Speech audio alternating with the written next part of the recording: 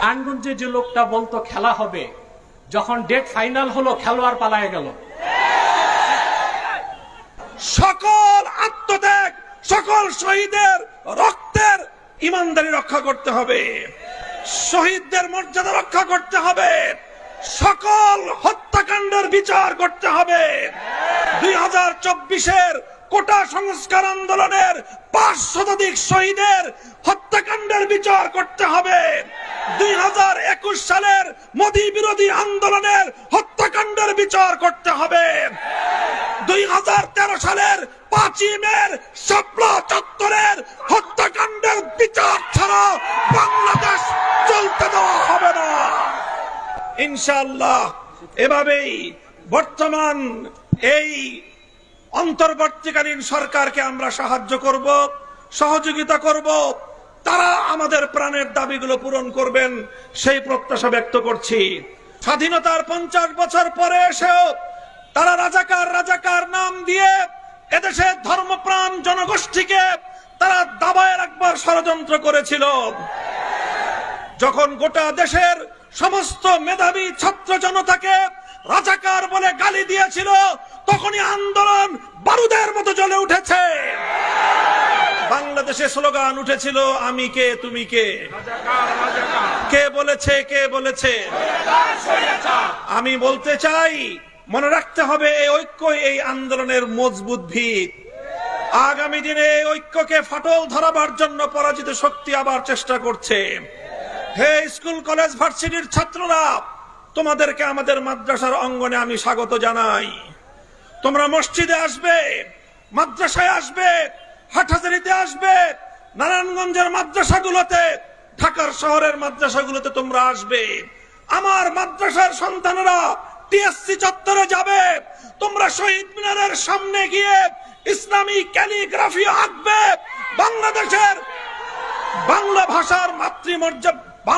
ভাষার মর্যাদা রক্ষা করবার জন্য যেভাবে আন্তর্জাতিক মাতৃভাষা দিবস হিসেবে 21শে আগস্ট স্বীকৃত হয়েছে, সেই ভাষার মর্যাদা আমাদেরকেও রক্ষা করতে হবে। এমনি ভাবে যে কোনো মূল্যে ঐক্যকে অটুট এবং মজবুত রাখতে হবে। ইনশাআল্লাহ ছাত্র জনতার এই যে রাষ্ট্র সংস্কারের যে আন্দোলন, এই আন্দোলনে আমরা সর্বাত্মক সহযোগিতা করব। নারায়ণগঞ্জের সংগ্রামী জনতা,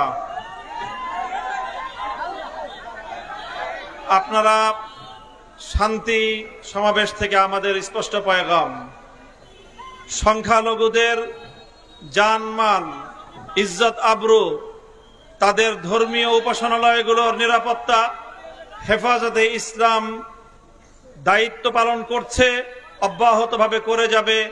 আপনারা উলামায়ে কেরামকে, ইমাম সাহেবদেরকে এই ক্ষেত্রে সহযোগিতা করবেন। প্রত্যেকটি মার্কেটে, প্রতিটি ইন্ডাস্ট্রিয়াল এলাকায় নিরাপত্তা নিশ্চিত করবার জন্য যতক্ষণ পর্যন্ত আইন শৃঙ্খলা রক্ষাকারী বাহিনী স্বাভাবিকভাবে দায়িত্ব পালনে নিয়োজিত না হতে পারবে, দেশের ছাত্র সমাজ যেভাবে দায়িত্ব পালন করছে এভাবে দায়িত্ব পালন করে যাবে। উলামায়ে কেরাম, আলেম সমাজ, ইমাম সাহেবান, আপনাদের নেতৃত্বে আপনারা তাদেরকে সহযোগিতা করে যাবেন। আরেকটি পয়গাম আমি দিতে চাই, এই আগস্ট বিপ্লব, 5ই আগস্টের এই গণ অভ্যুত্থান, এটি রচিত হয়েছে এদেশের সর্বশ্রেণীর ছাত্র জনতার ঐক্যবদ্ধ এক মজবুত দৃঢ় ঐক্যের মাধ্যমে।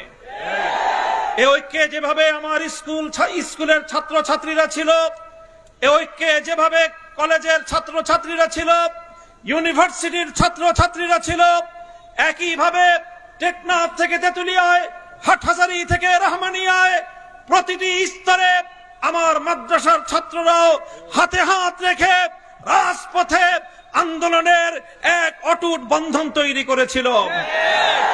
আজ তাই পরাজিত শক্তি চায় আবার আমাদের মধ্যে বিভেদের দেয়াল তৈরি করতে। বিগত পতিত স্বৈরশাহী আওয়ামী সরকার, তারা 16 বছরের চেষ্টার মধ্য দিয়ে চেয়েছিল জাতির মধ্যে বিভেদ তৈরি করতে।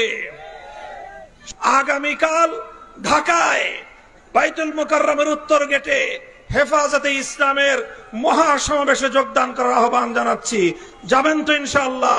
নেতৃবৃন্দ, আগামীকাল এখান থেকে যাওয়ার জন্য যেভাবে প্রস্তুতি গ্রহণ করবেন, আপনারা কি যাওয়ার জন্য প্রস্তুত? নাসরুম মিনাল্লাহ, ফাতহুন কারীব, আবাশশিরিল মুমিনিন। আসসালামু আলাইকুম। সংগ্রামী জনতা, এই পর্যায়ে আপনাদের সামনে বক্তব্য রাখবেন হযরতুল আল্লাম মুফতি এনায়েতুল্লাহ আব্বাসী পীর সাহেব জৌনপুর।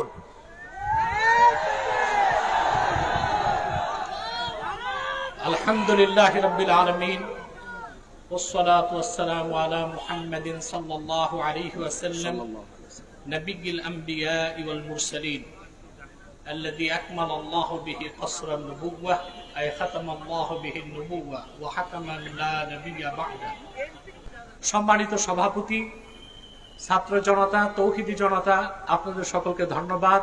সময় খুব সংকীর্ণ, কিছুক্ষণ পর মাগরিবের আজান হয়ে যাবে।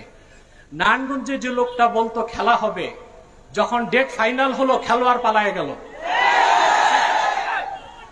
আমি আরেকটি কথা বলবো, শুধুমাত্র ছাত্র জনতার আন্দোলনে এই অভ্যুত্থান হয় নাই। সুদীর্ঘ 15 বছর হেফাজতের নেতৃবৃন্দ কারাবরণ করেছে। শাপলা চত্বরে আমার দেশের কওমি মাদ্রাসার তরুণ সন্তানরা জীবন উৎসর্গ করেছে। ভারতীয় আধিপত্যবাদের বিরুদ্ধে, মোদী বিরোধী, ভাস্কর্য বিরোধী আন্দোলনে বাংলাদেশের ইমানদাররা, ইসলামপন্থীরা জীবন দিয়েছে। সেই ক্ষোভ বিস্ফোরণের আকারে বহিঃপ্রকাশ ঘটেছে ছাত্র আন্দোলনের মাধ্যমে। অতএব আমি হেফাজত নেতৃবৃন্দ সহ সারা দেশের আলেমদেরকে বলবো, ভারতীয় আধিপত্যবাদ থেকে বাংলাদেশ মুক্ত হয়েছে। হাসিনার বিদায়ের মাধ্যমে দেশ একটি আযাব মুক্ত হয়েছে। মার্কিন আগ্রাসনের আযাব যেন বাংলাদেশে না আসে। ইউনূস সাহেবকে বলে দিচ্ছি, আলেম ওলামা পীর মাশায়েখদের সিদ্ধান্তের বাইরে যুক্তরাষ্ট্রের কোন এজেন্ডা বাংলাদেশে বাস্তবায়ন করতে দেওয়া হবে না। সেজন্য প্রয়োজনে আরেকবার বাংলাদেশের মুসলমান রক্ত দিতে বাধ্য হবে। ওয়া আখির দাওয়ানা আনিল হামদুলিল্লাহি রাব্বিল আলামিন, ওয়াসসালামু আলাইকুম ওয়া রাহমাতুল্লাহ। এই পর্যায়ে বক্তব্য রাখবেন আজকের এই শান্তি সমাবেশের প্রধান অতিথি, এদেশের লক্ষ কোটি তৌহিদি জনতা। 71-এর মুক্তিযুদ্ধের কথা বলছি, 2024-এর নয়। 71-এর মুক্তিযুদ্ধে এই দলটা নেতৃত্ব দিয়েছিল। এই জন্য অনেক মুরব্বীরা এই দল করতেন, নারায়ণগঞ্জের অনেক ব্যবসায়ীরা এই দল করতেন।